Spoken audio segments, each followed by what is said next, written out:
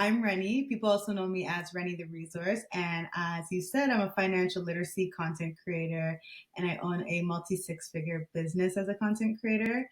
Uh, wanting money alone should not be your reason for getting into entrepreneurship. Is everyone cut out to be a business owner? No, again, no, no, no, no, no, no, no, no, no. I understand why people like entrepreneurship. It seems so glitzy and glamorous. And of course, my Hmm. life now is amazing. I wouldn't change it, but it takes time to get here. It did not start like this. And most people, it takes years and years and years to even make a sustainable salary that you can live off of. So Did you have any initial fears or thoughts when you decided to become a full time content creator? that's what And happened to me. Rennie I made me do it. no, Hashtag. like I definitely prepared for the loss of my job, and then Yeah. it allowed me to not make decisions out of desperation. Because I find a lot of people when they're starting their business, they take every deal that comes to them, they take every opportunity, da, da, da, even if it doesn't align with their core business practice. But what do you feel like immigrants in Canada need to know about running a business in Canada, especially as an immigrant? So what's something that you think we should know about your journey towards making six figures that perhaps has not been highlighted or you haven't shared before?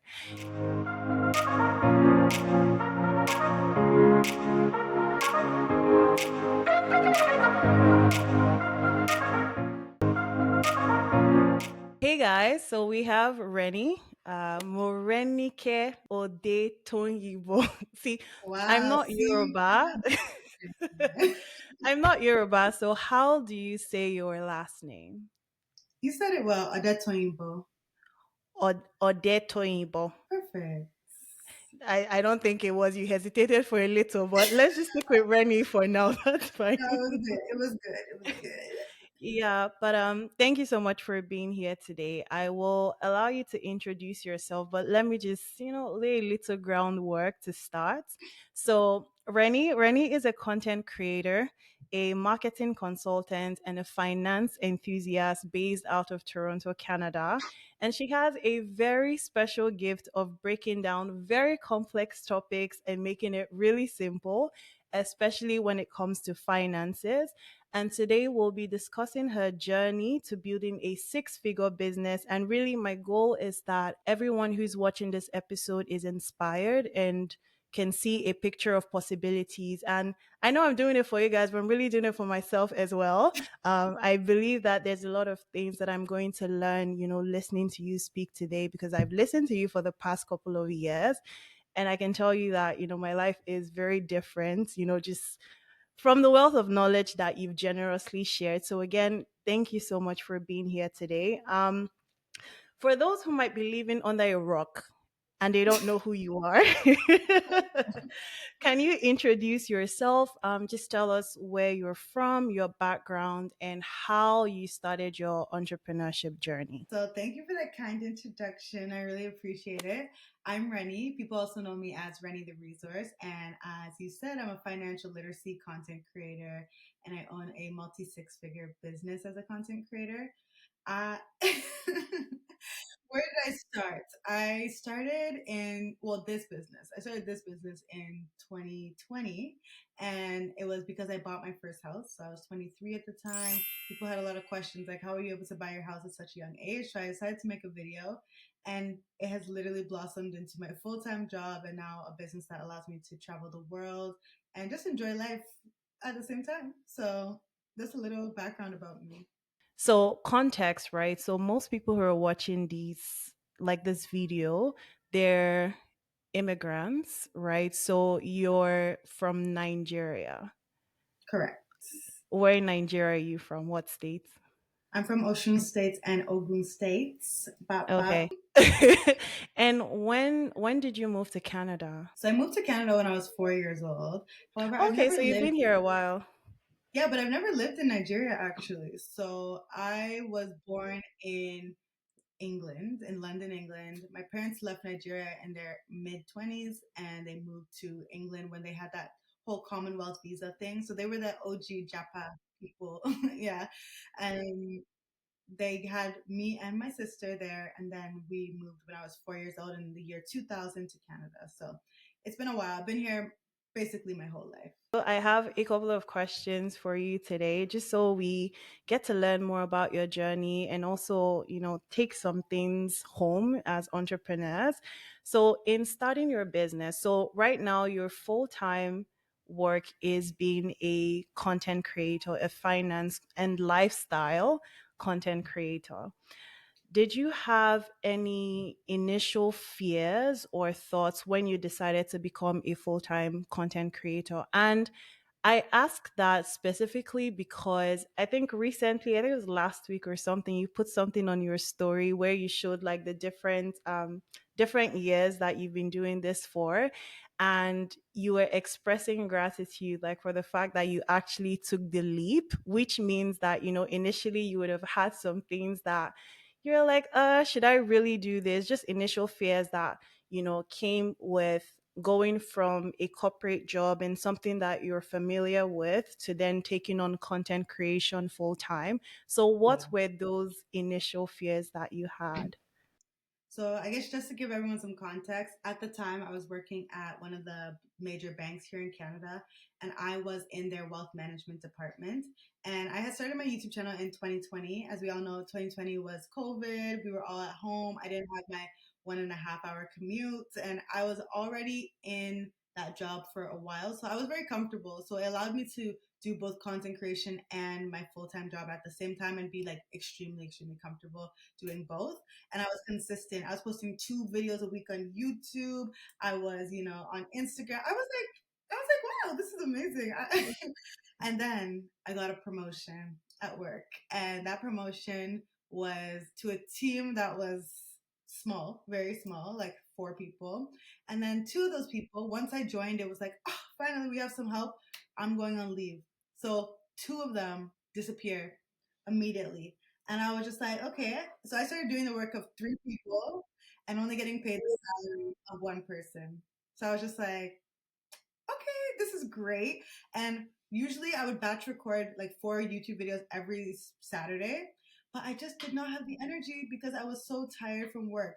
So I was I was exhausted and I was on the verge of burnout. And then one month I made $3,000 on YouTube and like my other social media platforms. And I was like, I'm making like $3,000 in this job per month. If I can make $3,000 a month on YouTube, why don't I just pursue YouTube? But then there was that fear, right? There was the fear of, oh, if you leave, then what if next month you just like lose all your like it stops working because social media is like an unknown space. And it was also, okay, this is something, social media is a little cringe sometimes. We're showing up as ourselves online for people to judge us. So I felt like, Yep. I really want to do that as my full We time we job. listen and we judge. Yes, Yeah. we judge and they judge hard. They judge very hard.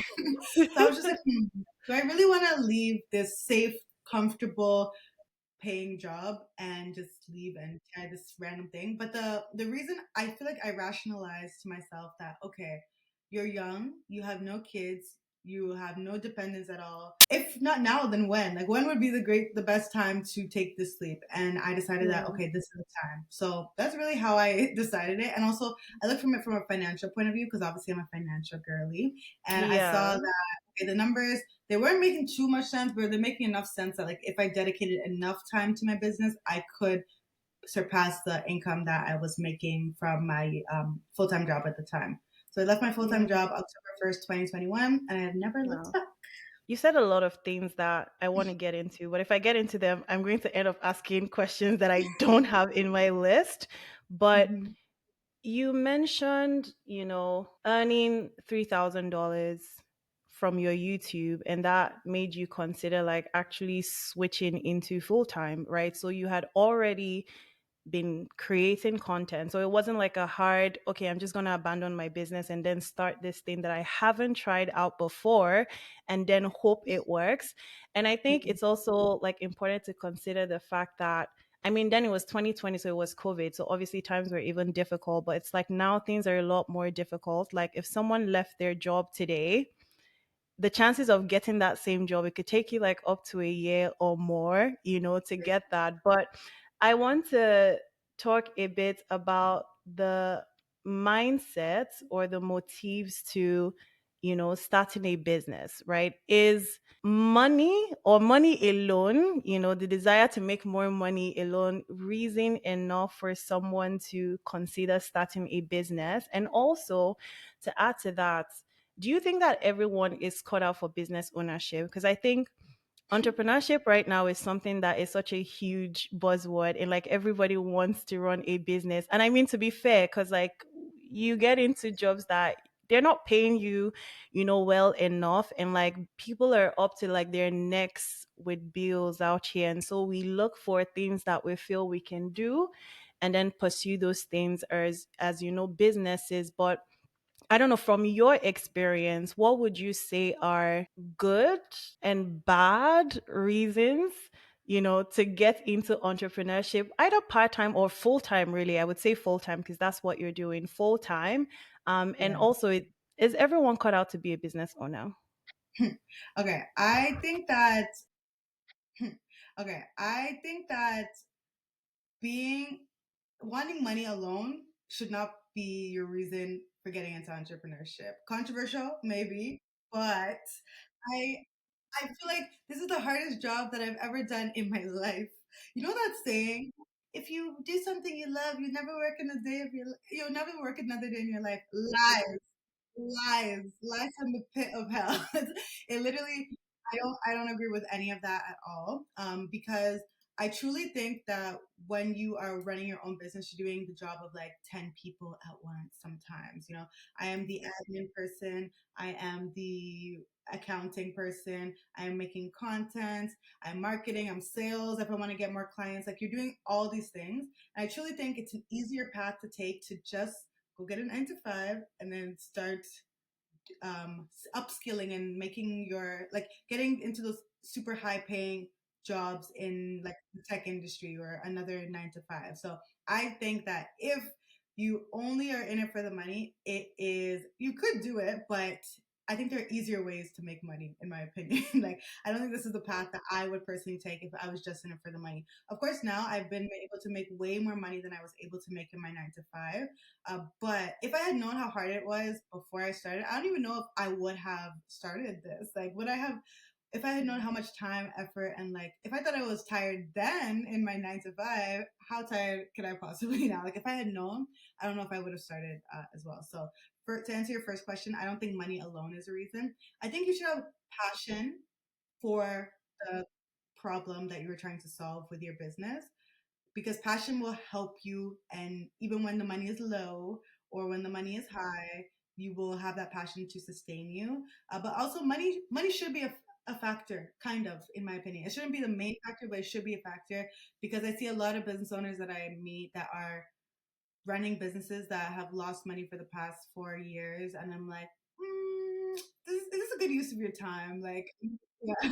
So, I think that there's a balance. You need to have passion. You need to want to help people with the business that you have, but then you also need to have a little bit of focus on money. Like, we're not just running nonprofits, unless you are running a nonprofit. Yeah. And then your second question was Is everyone cut out to be a business owner? no. Again, no, no, no, no, no, no, no, no, no. Not Why everyone is. not? No, because okay, I feel like as an entrepreneur, you need or a business owner, you need a certain level of discipline that Hmm. many people do not have. The discipline to work when you're not getting paid is, if you think about it, why am I working and I'm not getting paid? It's because you believe in this Yeah. business and it's something that you truly believe in, right? And you think that it can blow. But most people, I don't think actually have that discipline to do that. That's why we see so many Mm. businesses who start, I think most businesses, they say fail within the first year. And that's not just because Yeah, of yeah. the market conditions or anything. It's also because of that's business owners drive towards that business. I think it's a mixture Mm. of both. So I don't think Yeah. everyone's cut out. First, you need that discipline. Also, there's no person who is telling you what to do at any time. So it's a very unknown space. And if you're someone who doesn't thrive in the unknown, I feel like business can be very hard for you, and 9 to 5s may be somewhere where you will thrive more. And then I also think that if you're not someone who likes to learn, like if you only want to do marketing and that is your skill and da da da, it's very hard to run a business as a small business owner if you only want to do one thing. If you are somebody who has a ton of money and you can immediately outsource all of those tasks, of course, start your business, make your money, da da da. But the average person, they are starting from as a solopreneur, and then they have to outsource. You know, they have to have. I mean, they start as a solopreneur and they have to do all the tasks. And then once they're able to do all those tasks and it makes them some money, then they can then outsource those things. Like me, I'm a solopreneur for the most part. Now I have a few people on my team. So I have like an editor now, which helps me so much. But before I ever had an editor, for 2.5 years, I edited by myself, right? I can Yeah. relate to that right now. Like it's hard. It's It's very so hard. difficult. It's so hard. Yeah. And at the same time, you could Yeah. just work at your 9 to 5 and make more money. Because especially And I am people working my 9 to 5 and making more money. see, you get it. I understand why people like entrepreneurship. It seems so glitzy and glamorous. And of course, my life now is amazing. I wouldn't change it. But it takes time to get here. It did not start like this. And most people, it takes years and years and years to even make a sustainable salary that you can live off of. So take take with that what you will. I can say I'm sort of going through the same thing now. You know, the first like I've only been running my business for under 2 years, and I'm at that point in time where I'm like I'm doing everything by myself, learning how to edit videos, and I never used to do that stuff before. Trying to create your thumbnails, all of that stuff is a lot of work and a lot of time, invested.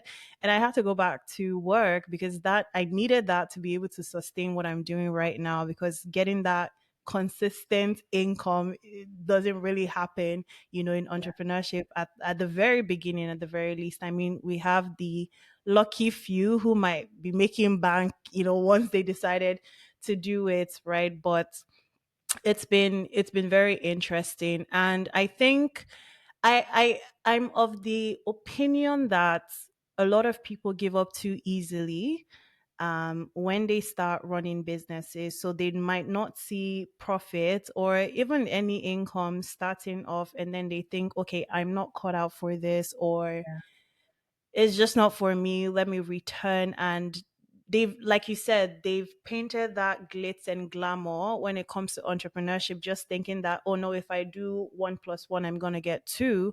But that's not the obvious reality. So for you, at what point, and I mean, if you can give examples, that's good, so we can learn from your experience. But at what point did you realize that, okay, this is for me and I can keep going, like I don't want to return back to corporate? I know you've said a couple times that if you find a good corporate job that's willing to pay you a lot more than what you're earning as an entrepreneur, you're going to go back. Like you're not opposed to corporate at all. But at what point in your journey to earning six figures did you realize that, oh no, this is big and this can get bigger and I want to keep doing this? Yeah. I think even like before I even quit my job, I knew that it had potential to be big. I just knew that it would take a lot out of me because I saw how much it was taking out of me at this point. So I was like, oh, it's going to take a lot out of me to even reach that like 6 figure mark. But then what really changed my mind, I think it was when so I went to Dubai. I think 2021 in January, I believe, like very early that year. And I met this girl who was making $10,000 a month from her laptop, right? And she was just telling Wow. me about how she's able to make this money and she does like digital, I can't remember what she was doing, but something in the digital marketing space, and she has Mm-hmm. clients around the world, da da da. And I was just like, wait, people are making $10,000 a month? That's insane. Again, I remember coming to my $3,000 a month at my full-time job. I was like, 10K? I would, that's a crazy amount of money to me, right? So I was just so shocked. And so I feel like that expanded my mind to feel like, okay, if you actually had time and effort and you put in the effort to reach the goal, reach that 10K month, then you can do it. And I don't know, I'm a kind of person when I see someone else do it, I'm like, yeah, I can do that too. So then I just It's decided that, like yeah, they don't have two heads. exactly. They do not have two heads. So I think that was one of the defining moments. Yeah. And honestly, when I made my first $100 on YouTube, I will say that I think that moment changed something in my brain. It was just like, wow, you can. This is something that I put my time and effort into, and I made $100 whole. Obviously, that's not that much money in the grand scheme of things, but in my mind, I was just like, this is me making a video, and it did well, and then I got AdSense, and it made $100. Okay, so you were talking about your first $100 that you earned on YouTube, and that being a point where you realize that, oh, like this is an income stream, and there's a possibility that you can do this, and earn income. So earlier on, you also spoke about, well, indirectly spoke about qualities that a business owner should have, one of those things being obviously being disciplined. So, what systems or structures did you put into place early on to make sure that things kept running smoothly? And I'll ask that secondly, but also, how did you get your first hire? I think one of the things that I've thought about for my business as well, knowing that, okay, I also have a 9 to 5 that's able to sustain me and sustain my business currently. And I've thought about bringing people on, but then, from a financial point of view, I guess good thing we have you here. I have that mindset that bringing someone on and them earning money, through me would complicate things when I file my taxes. And so I'm like, okay, you know what? I'm just going to do it by myself. And I can bet you a lot of people that are like in my community think the same way. And so Yeah, they end up burning themselves out thinking, oh, I have to do everything, even though I'm earning a bit of money and I can yeah. pay someone to take on, this task that I don't have to do myself. I just don't want to get my taxes complicated. So please help them and help me debunk that. Everybody, it helps you tax wise. Okay, when you say complicated, yes, it's another expense that you have to account for. But similarly, just how you would have, your Google domain expense or like the invoicing app expense that you use, same thing. You are having an employee, and that's an expense that you're paying. So I would say if you are a beginner and a small business owner, don't hire like a whole employee for as like a T4 employee. Instead, hire freelance. So freelancers are how it works. So just like you get your bill every month for Gmail and Google domains, now you are instead going to have this person and they're going to send you their invoice and then you pay it and then that actually lowers your taxable income for the year because it's considered a business expense. So I think it sounds complicated, but it's actually simpler when they are not an employee. They're actually a T4 employee. Yeah. And for most people, I would say at the beginning stage of their business, you probably don't need a full time employee who's working for you. You just need someone who's going to work on a project by project basis. Like, for example, me, I have a video editor who I work with. She will edit my videos. She sends me a bill for the 4 videos that she's editing. Simple. Like, she's not an employee. I don't have to worry about her taxes. She should account for her taxes and her rates, and then she files her taxes later on. So it has nothing to do with me. That's how I Wow. operate. It's No, actually simpler that's than you that's good.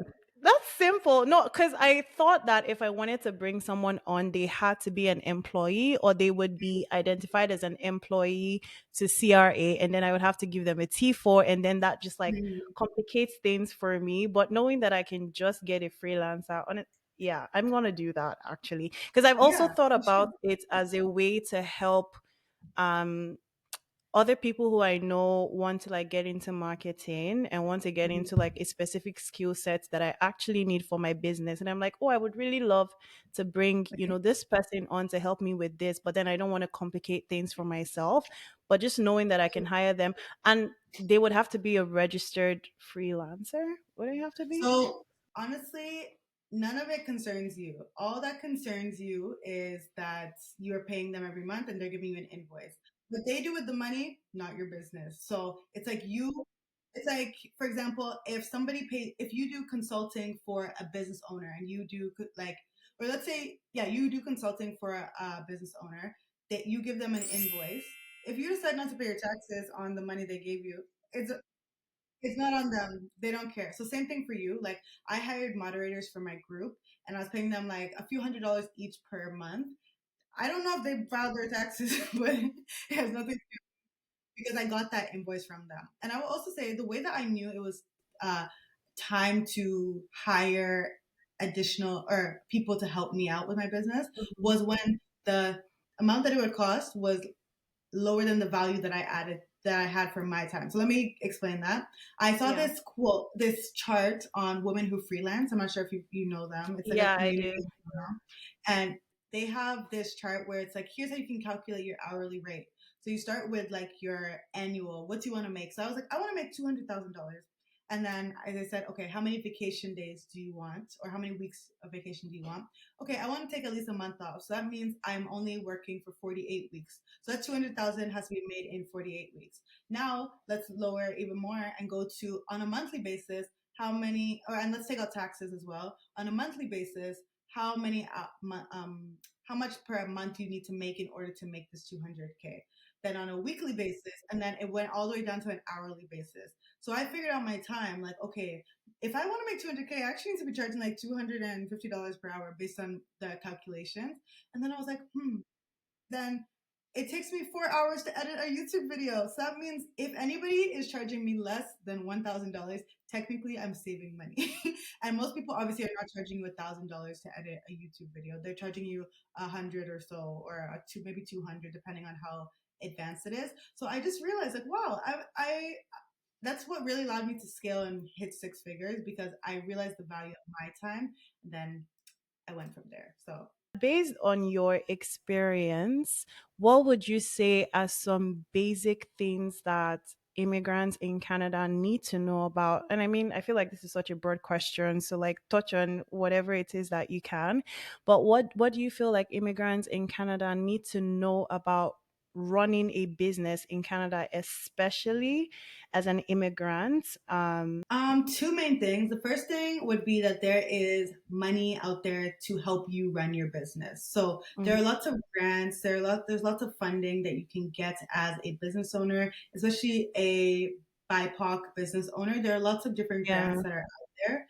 So I would tell everyone that like you start your business, but it doesn't mean you have to do it alone. You can use these grants to now hire people to help you with your business. So that'd be the first thing. And also like I've won, I think over $60,000 in grants, which definitely obviously helped me to oh reach this wow. point right now.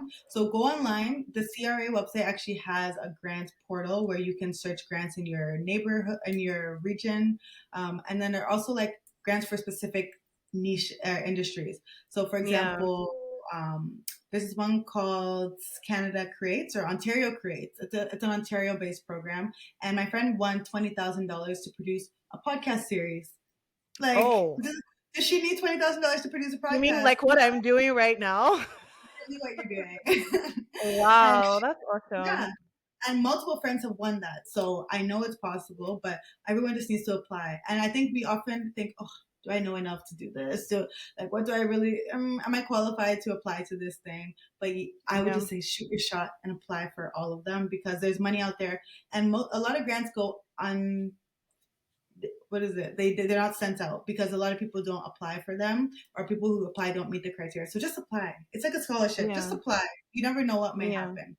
And then the second thing I would tell business owners is that when you're running a business in Canada, there are rules that you need to follow. I see a lot of, people when it comes to taxes and stuff like that, they're not really aware of the structures they should follow or how they should charge taxes, or they're charging taxes when they don't need to be charging taxes. So I have a YouTube video what breaks down this topic. I think two Okay. YouTube videos actually about this, but the main things I see with newcomers is like the structure of their business. Are you a sole proprietor or have you incorporated your business, right? And Yeah. they're both good options, but it just depends on you and what you are looking for in your business. So incorporation is really good, especially when you want to separate you from the business. So I'm Yeah. Reni. I have myself, but I also have Reni the Resource, and that is my incorporated business. And we are two Hmm. separate people. So if someone wants to sue Reni the Resource, they ain't suing me, so they You're can't not come for sir. my Yeah. yeah. And that's especially important when you're in like a high risk environment. Like, for example, food businesses. If somebody gets food poisoning, they get sick from your business, we want the liability to be with the business and not so Yeah. much on you as You a personally. So I'm going to link down the video. I'm going to link in the description the videos that you refer to because I'm pretty sure that I've watched them before. And guys, like, if you're not following Reni, like, follow Reni. Like, I don't know Are what you else to gonna? tell you. Like, really helped in terms of like really truly the resource, really helped in terms of like resources when it comes to running a business in Canada, and like just making sure that your finances are in order, and just pointing folks in the right direction in terms of what you should be looking out for and things that you might not even be aware of. Knowledge is very important, especially when it comes to like the Canadian tax system. I feel like you have to be proactive. It's not something that they go chasing after you to say, oh no, you need to do this. But like They're not telling if you you get anything. found, yeah, like if you get found, then it's like yeah, and they just being like how Nigerians refer to people. But if they, but if they catch you doing things you shouldn't be doing, then you end up being in trouble. And then you're thinking, oh, why didn't they tell me at the start that, oh, I needed to register or I needed to file my taxes, or this is how I needed to Mhm. file my taxes. It's like, no, all of that information has been put online. And Yeah, thankfully, we have people like you who are also like breaking down that information and making sure that people are aware that, okay, these are things that you actually need to get done in order to make sure that when it comes to like running a business and being, in line with the law, you're good to go, you know? yeah. Okay, so I feel like obviously you have had a journey to earning six figures. Is there something, and this might be a weird question, right? But it's like, what's a question that I should have asked, or better put, what's something that you think we should know about your journey towards making six figures that perhaps has not been highlighted or you haven't shared before? It could be like, I don't know, like positive, negative, doors that have been open, fun things that have happened, just something that we might not be aware of in terms of like your journey to making six figures. If there's nothing, you can tell me there's nothing. Okay, I thought of a few things as you were saying it. The first thing is that I was strategic about quitting my job at a time when I had money in the bank. So I didn't have to make decisions out of desperation, which I think helped me to build my business. So I was able to quit when I had about like 30K that I had from like a retire like my company's fund that we I was investing in from the day I joined. So that was kind of like my emergency fund that I had, and I knew that if anything happened, I would just go back to work, or I would rely on this 30K until it ran out. So I would say that don't use me as a representation to just quit your job with no plan, because that's not what you. Rennie I made me do it. no, Hashtag. like I definitely prepared for the loss of my job, and then it allowed me to not make decisions out of desperation, because I find a lot of people when they're starting their business, they take every deal that comes to them, they take every opportunity, even if it doesn't align with their core business practice, because they need the money. Whereas for me, I was able to scale because I could be strategic about the things that I decided um, to choose. I could say, okay, I am going to only pick these kind of campaigns. I'm going to say no to the majority of them because, again, I had that safety net and that cushion that allowed me to do that. So if you are in a position where you can wait a little bit longer so you'll not have to make decisions out of fresh desperation, I think that is a good thing to do if you really want to be able to put your all into this business and not be desperate.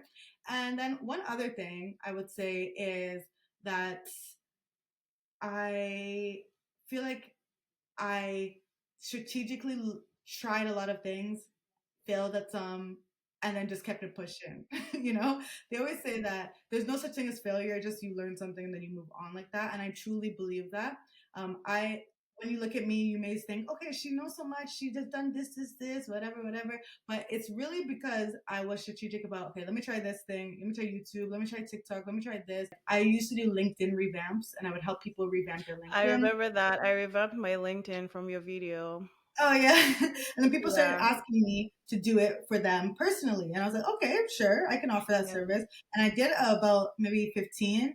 And I was like, bruh, this is a lot of work and the pay is not paying. Like I was charging like $300, which is a lot, I would say. But even then, it still wasn't enough for the amount of effort that I was putting into that service. So I decided to discontinue it. And some people may see that as a failure, like, oh, you launched this thing, now you've dropped it. But I don't see it as a failure. It was just like, well, I've No. tried it, it didn't work. I tried digital products, same thing. I tried two of them, but I've never promoted them really, so it never worked. I was thinking it's gonna be some effortless thing.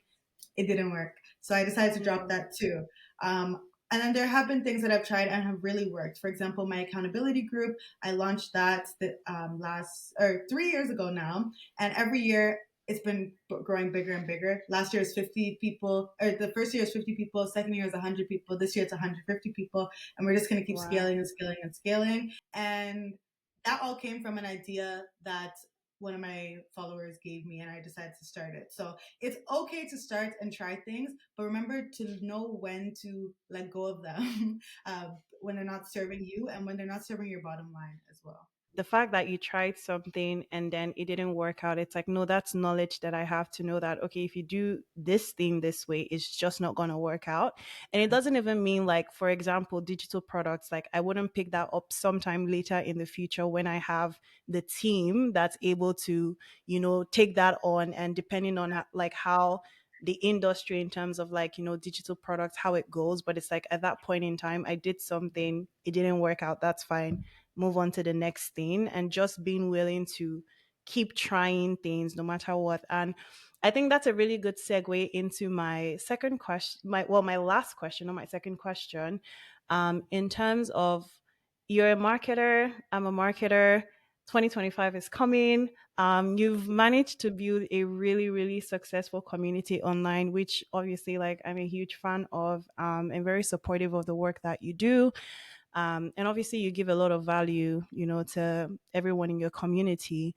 But for someone who's just starting out, building a community, or just starting out social media wise in general, or like marketing their business in general, what's one marketing tip you would say that you're implementing in 2025, if you have any, and you think they should also consider as well implementing in 2025 for their businesses? Hmm. What should they implement in 2025 for their businesses? And what I don't know, what am I implementing in 2025? But Or I think what's something that, or what's like a marketing strategy, or let's use strategy. What's a marketing strategy that you implemented that has really worked for you in your business that you can easily suggest to, small business owners to implement in theirs? And also forecasting for 2025, what's something that you think they should definitely try, try this out and implement it in their businesses, if any? Yeah. I think one thing I've implemented that has really worked is making sure that I'm adding more value than I am selling to people. So I think what a lot of business owners do is that they sell, sell, sell. Hey, buy this product, buy this service. I'm doing this. I have this launch. Da, da, da.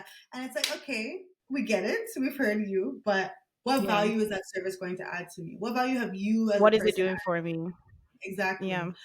So even in your selling, you should be strategic and say, you should lead with what value you're adding in your selling versus leading with the sale itself, if that makes sense. So, Yeah. like when I talk about my accountability group, I am telling you guys that yes, I help this person get debt free. I help them increase their net worth by $20,000 in a year. I help them do this, this, this. That is technically me selling, but I'm selling the value of it. I'm not just selling the by join my accountability group, right? So also I post like let's say 4 or 5 times a week usually, and in those posts that you're seeing, on maybe out of 10 posts there'll be one sales Z post. Like it's not like I sell on a regular basis. So I think you should add value before you sell because people start to trust you, and when you're trying to build a community rather than just customers,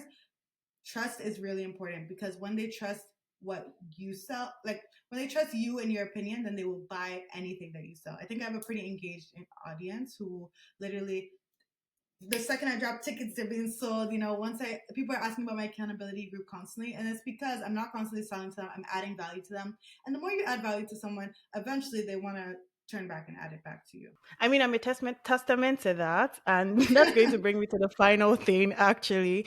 I've been waiting for your accountability group to open up this month as well. I'm not even joking. I've been waiting for it as well because obviously I've had people, I think I know like three different people in the group currently, and they only have great things to say about it. And also, like, you share on your story, like the different people who come to, share their knowledge with the group as well. So it's not just like a group where nothing is happening. It's like like you mentioned, you're giving them that value for their buck. So before we wrap up, share a bit more about your accountability group, and I don't know, like when it's opening up, I want to know. And also like any upcoming projects or initiatives or events, or just how folks can contact you as well. Okay, so my group is called, now we've relaunched it. It's called the Don't Go Broke Collective. And it is a community where I help you to not go broke, trying to live your best life. So I work with so far over 150, or I guess we could say 200 people overall, or 250 people overall that I've worked with. And I help them to reach their financial goals. But my philosophy is not just that you should, learn about money and then stop living your best life. I think you should live your best life, travel, go on vacation, travel, eat good food, hang out with your friends, all these things, but also invest and save at the same time. So that's really built into the plans that I help people with. I want you to actually be able to live your life. So we have a goal setting session at the beginning of the year where we're going to set our goals for 2024. So we're going to say, okay, I want to save $10,000. I want to invest $5,000. Da, da, da. I will sit together with everybody and then I say, okay, here are the plans, here's how you actually get to that point. Is your goal actually realistic for your spending, or is it not so realistic? And a lot of times they're not realistic because people set idealistic goals and they feel really sad that they're not able to achieve it. The reason you're sad, or the reason you're not able to achieve it, is because it's not realistic for your income level right now.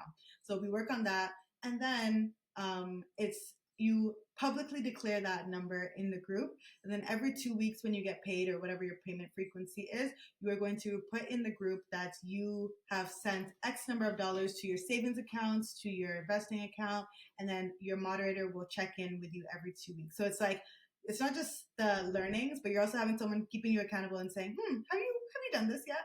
And if you have not, they will come for you and they will tell you. So, and also every month we have groups.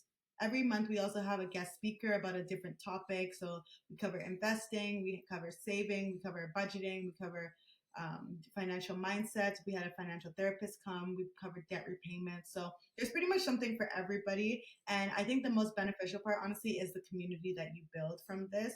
You're able to meet with other like-minded people, because money is a very taboo topic, and oftentimes, we don't like talking to other people about it. But when you find those group of friends that you can actually talk about, I feel like it makes things all the much better. So yeah, that's a little bit about my group. It launches December 7th. That's a tentative date right now, but I will let you know. But for right now, it launches December 7th to the public. My accountability group members will get it early. Yeah. Thank you so much. This has been very insightful, and congratulations on earning six figures.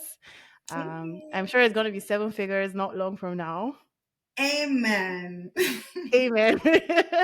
But it's been really, awesome having you on the podcast. Hoping that it's not the last time, it's just the first time having you on here. And guys, so I'm gonna put all of her contact information in the description. Also, those two videos you mentioned in the description as well. And you can follow her on Instagram at, oh, fun fact, I always called it Zoreni. Ah, I felt so stupid when I realized it was Exo Reni. Nigerians love to do that. I'm like, where's the Z, please?